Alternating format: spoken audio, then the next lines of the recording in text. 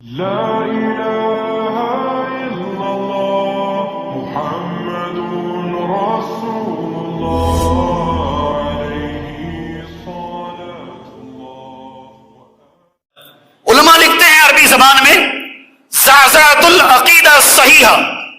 Social media کے نقصان میں ایک بڑا نقصان ہے عقیدے کا بگاڑ. کون سا نقصان؟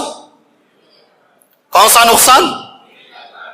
اس کو علم نہیں ہے، سب کو سن رہا ہے. یوٹیوب میں جو بھی آ رہے ہیں حضرت، جو بھی یوٹیوب میں مائک لے کر بیٹھے ہوئے ہیں، نمبر حدیث کا یہ نمبر، فلاں حدیث کا یہ نمبر، فلاں حدیث کا یہ نمبر.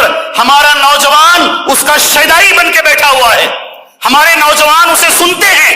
اللہ کے بارے میں، توحید کے بارے میں، رسول کے بارے میں، سب سے بڑی چیز صحابہ کے بارے میں اپنا عقیدہ بگاڑ رہے ہیں. ہے نہیں ہے بھائی؟ ارے چہرے ہلاؤ، چہرے ہلاؤ. حضرت وہ جو بھی بولتا ہے نمبر کے ساتھ بولتا ہے. حضرت وہ جو بھی بتاتا ہے حدیث کا نمبر دیتا ہے.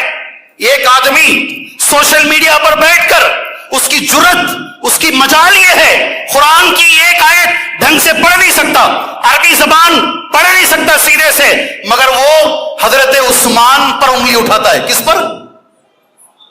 کون ہے وہ آدمی؟ زور سے بولو. آپ نہیں، آپ بول رہے ہیں. سبحان اللہ. یہ رونے کی بات ہے. اس کی 10 غلطیاں ہیں قرآن میں، زبر زیر پڑھ نہیں سکتا ہے وہ آدمی. وہ آدمی صحابہ پہ انگلی اٹھاتا ہے. اس کی جرت، اس کی حیثیت، اس کی اوقات کہ وہ صحابہ پہ انگلی اٹھائے. اور ہمارا نوجوان بڑے شان سے سوشل میڈیا پر بیٹھ کر اس کی تقریریں سن رہا ہے. کتنے لوگ سنتے ہیں؟ ہر آدمی جو مائک لے کر کھڑا ہو گیا ہے، ہر آدمی جو بیٹھ کر یوٹیوب میں بول رہا ہے، وہ سچ نہیں بول رہا ہے میرے بھائیوں. وہ تمہارا عقیدہ بگاڑ سکتا ہے، تمہیں اسلام سے دور کر سکتا ہے. اپنے عقیدوں کی حفاظت کرو. اللہ کے لیے صحیح جو علماء کرام ہیں ان سے اپنے روابط کو قائم رکھو، اپنا ایمان بچاؤ.